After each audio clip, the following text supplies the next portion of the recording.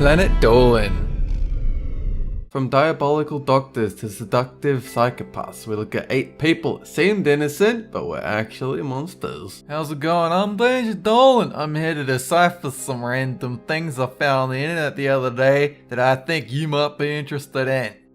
Number 8. Family doctor Harold Shipman was well-liked, caring, and in high demand in the little town of Hyde.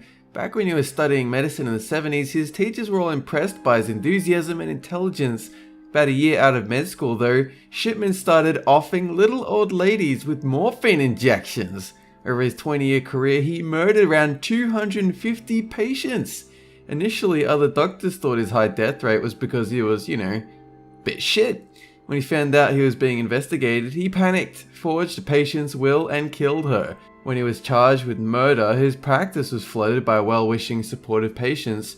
People liked this guy so much they seriously thought the charges were bullshit. He was sentenced to 15 consecutive life sentences. He offed himself in jail so his wife could get his life insurance, which is likely what he should have done back in the 70s instead of offing old ladies. Oh well. Number 7. Beloved nurse and all-around lovely lady Jane Toppan was nicknamed Jolly Jane because she was just so damn cheerful. Her services were highly sought after because of her tenderness and care for her patients. But Jane had a dark side too. She loved to experiment with dosing her patients with heaps of morphine. Then she'd give them another joke to wake them back up and then more morphine, like some kind of sick life and death yo-yo.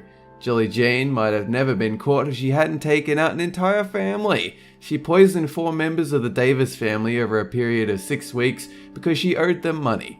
When the cops started questioning her about it, she confessed and then just kept confessing. She murdered at least 31 people, including her own foster sister. She pleaded insanity and spent the rest of her days in a lunatic asylum, but it's suspected that she was just a great con artist. In the asylum, she admitted some deaths may have slipped her mind, and the number might have been more like 100, but who knows. Number 6. Louis Lamonica, the pastor of the Hosanna Church, wandered into the sheriff's office one day in 2005. Not only was his church sus as fuck, the pastor confessed that he and some other members had somehow made the terrifying leap to Satanism. The pastor said he was compelled by Satan to perform satanic rituals where animals were sacrificed and children were molested. The meetings went for almost a decade before the pastor confessed. What I don't get is how a church gets into Satanism. Who the shit shows up to the church and says, I know Jesus is our homeboy and all, but, Satan sounds kinda cool too. Number 5. In 1889, in a small town in Iowa, the brutal murders of a Civil War veteran John Elkins and his wife Haiti caused a panic. After discovering the bodies, John's son Wesley took the family buggy to the nearest neighbor. Nobody could understand why anyone would want to hurt the couple. They were quiet and had no enemies. There was even a $500 reward for information about the strange killings. When Wesley's story had some inconsistencies, people started to think he might have seen more than he was letting on, or that he was covering for someone. As it turns out, this 73 pounds of 11-year-old bludgeoned his father and stepmother while his baby sister slept between them. The reason for hacking his folks to death? He had too many chores.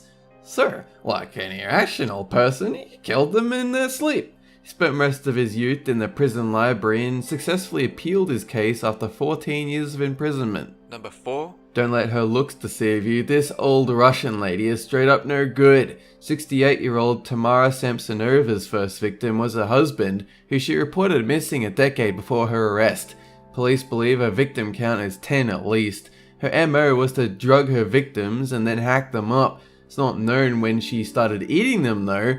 Her bizarre journal details how she loves eating the lungs of a victim.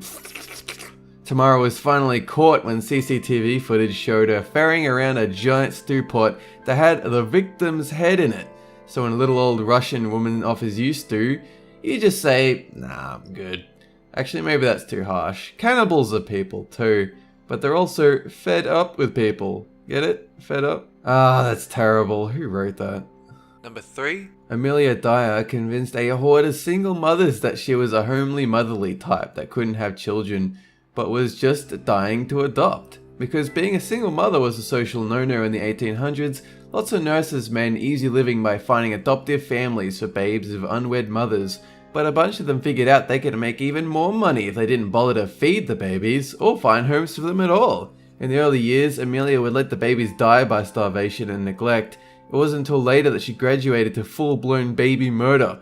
Throughout her career, it's estimated Amelia killed as many as 400 infants. She pleaded insanity but was found sane and super evil.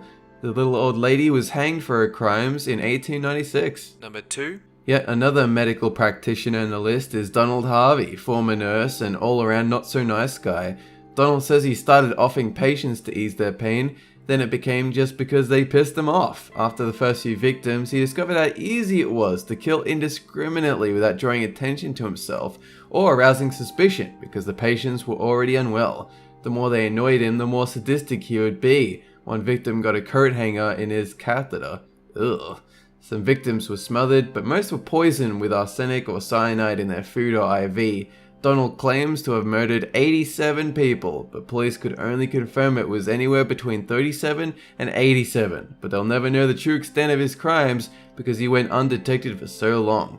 He eventually pleaded guilty to avoid the death sentence and will be in prison for the rest of his life. Number 1. When one young man was arrested, his friends and co-workers all assumed it was some huge mistake. School teachers loved him. He was charming, well-behaved and courteous. He wore slacks and collared shirts, sometimes with a tie, when his fellow students were rocking jeans and t-shirts.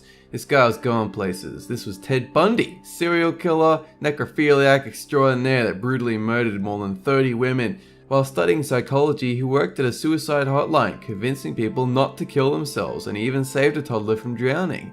When Bundy's name came up as a possible suspect, police ruled him out straight away. A clean-cut, all-American student? No way! But this clean-cut committed 30 murders, but admitted there were more. That's it for this countdown, and have a good one! The surgeon who performed the operation, Dr. Chris Cecil Abu, had allegedly reassured him that he would be able to walk properly after therapy. So when Wilfredo ended up stuck in a wheelchair, he vowed to kill the one person he held responsible. Slipping past hospital security, he fatally shot the doctor twice.